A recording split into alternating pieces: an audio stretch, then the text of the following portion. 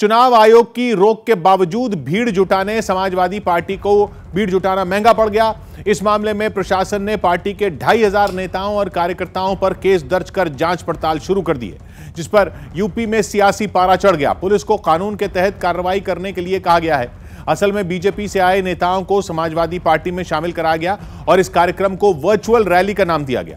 लेकिन इस दौरान मंच पर नेता और सामने लोगों की भीड़ मौजूद रही, जिसमें न किसी को मास्क पहनने का ख्याल रहा और न ही सोशल डिस्टेंसिंग का ध्यान रखा गया, जबकि कोरोना की वजह से राजनीतिक रैलियों पर रोक लगी हुई है।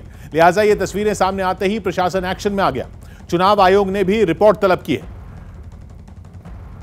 इसमें आदर्श आचार संहिता का उल्लंघन और कोविड-19 के नियमों का उल्लंघन इसमें जो परिलक्षित हुआ है, उसके अंतर्गत सुसंगत धाराओं में मुकदमा दर्ज किया गया है। आनंद तिवारी हमारे साथ जुड़ रहे हैं। तो आनंद, ये मुकदमा बाकायदा दर्ज कर दिया गया है? जी किशोर, लखनऊ में अखिलेश यादव की डिजिटल रैली में उमड़ी भीड़ को लेकर जिला प्रशासन ने बड़ी कार्रवाई की है। डीएम के आदेश पर लखनऊ पुलिस ने समाजवादी पार्टी के खिलाफ एफआईआर दर्ज कर ली है। बताया जा रहा है कि अखिलेश यादव के नेतृत्व में इस डिजिटल रैली का आयोजन किया गया था, जिसमें स्वामी प्रसाद मौर्य और बीजेपी छोड़ने वाले कई अन्य विधायक भी शामिल थे। लेकिन इस घटना के बाद समाजवादी पार्टी का कहना है कि एक वर्चुअल कार्यक्रम था जो कमरे के अंदर होना था। किस तरह से भीड़ आई है उन्हें नहीं पता है। वो कोरोना प्रोटोकॉल का पालन करते हैं और आगे भी करते रहेंगे। लखनऊ में समाजवादी पार्टी के कार्यालय में हुए कार्यक्रम के बाद पार्टी के खिलाफ एफआईआर दर्ज हो गई। पार्टी पर धारा 144 और महामारी एक्ट के उल्लंघन का आरोप लगा। समाजवादी पार्टी ने इस कार्यक्रम को वर्चुअल रैली कहा था, जिसमें स्वामी प्रसाद मौर्य समेत कई नेता पार्टी में शामिल होने वाले थे। लेकिन जब समाजवादी पार्टी की यह वर्चुअल रैली शुरू हुई तो इसे देखकर कहीं से नहीं लगा कि यह वर्चुअल रैली है, क्योंकि न मंच पर मौजूद नेताओं को और न ही मंच के सामने मौजूद लोगों को कोई नियम याद रहा। अखिलेश यादव जब मंच पर पहुंचे तब तो उनके चेहरे पर मास्क था, लेकिन थोड़ी ही देर बाद उन्होंने उसे निकालकर अपनी जेब में डाल लिया। यही नहीं, स्वामी प्रसाद मौर्य का मास्क भी चेहरे पर नहीं दिखा। उन्होंने भी उसे शोपीस बनाकर रखा। रही बात पास खड़े बाकी नेताओं की, तो उनमें भी इक्का दुक्का ने ही मास्क लगाया था। ये सभी नेता इसी तरह बिना मास्क के हाथ में हाथ डालकर जनता के सामने शक्ति प्रदर्शन करते रहे।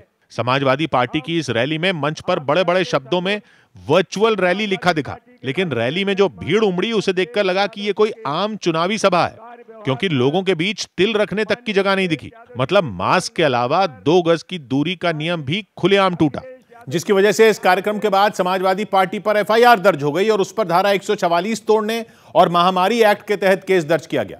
इससे पहले जिला प्रशासन की टीम ने समाजवादी पार्टी के दफ्तर का मुआयना किया था, जिसके बाद डीएम ने कहा था कि नियमों के हिसाब से कार्रवाई होगी।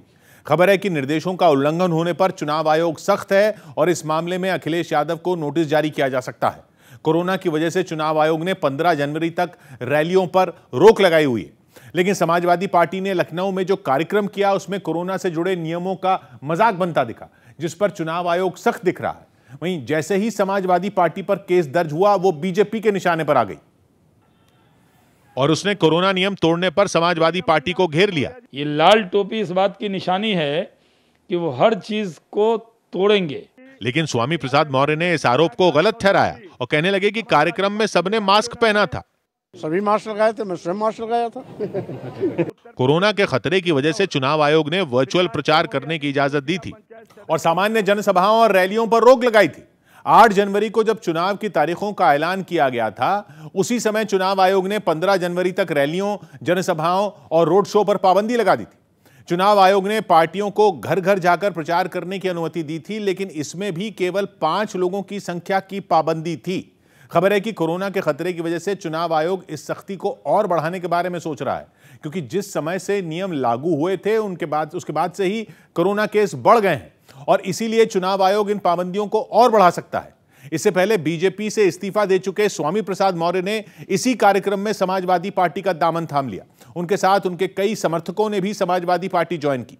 स्वामी प्रसाद मौर्य ने बीजेपी पर उनकी अनदेखी करने का आरोप लगाया था और पार्टी छोड़ दी थी, जिसके कुछ दिन बाद ही वो और उनके समर्थक साइकिल पर सवार हो गए। लखनऊ में समाजवादी पार्टी के कार्यक्रम में अखिलेश यादव ने स्वामी प्रसाद मौर्य का लाल पगड़ी पहनाकर स्वागत किया। उनके समर्थक और योगी सरकार में मंत्री रह चुके धर्म सिंह सैनी का भी इसी अंदाज में स्वागत हुआ। बीजेपी छोड़कर आए बाकी विधायकों का भी मंच पर सम्मान किया गया, जिसके बाद स्वामी प्रसाद मौर्य ने जो भाषण दिया उसमें वो बीजेपी पर खुलकर बरसे। हम लोगों की इस्तीफा देने के बाद उनकी नींद हराम हो गई है। यही नहीं, उन्होंने योगी आदित्यनाथ के जीत के 80 और 20 वाले फॉर्मूले के जवाब में एक नया फॉर्मूला दे डाला। 80-20 नहीं, अब तो होगा 15 और 85 का।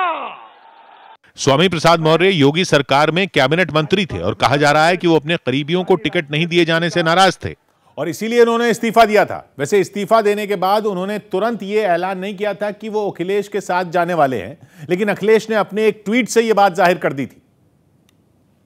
और जब स्वामी प्रसाद मौर्य औपचारिक तौर से समाजवादी पार्टी के हो गए तो उन्होंने ताल ठोककर यह दावा कर दिया कि अब की बार यूपी में उनकी सरकार बनने जा रही है। तो अब भारतीय जनता पार्टी का सफाया होना तय है, अब कोई रोक नहीं सकता।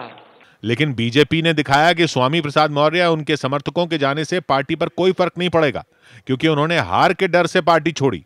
तो ये जो है एमएलए बने रहना चाहते हैं, इसलिए कहीं से भी एमएलए बने रहना जरूरी, इसलिए समाजवादी पार्टी में भाग गए।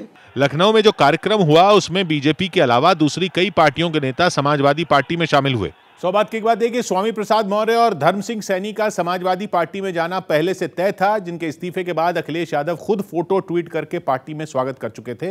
लेकिन बीजेपी से बगावत करके आए मंत्रियों और विधायकों की नुमाइश के चक्कर में समाजवादी पार्टी ने आफत भी बुला ली, जिस पर प्रशासन ने केस दर्ज कर लिया और बीजेपी को ताना मारने का मौका भी मिल गया कि समाजवादी पार्टी के नेताओं और कार्यकर्ताओं को सिर्फ कानून तोड़ना ही आता है।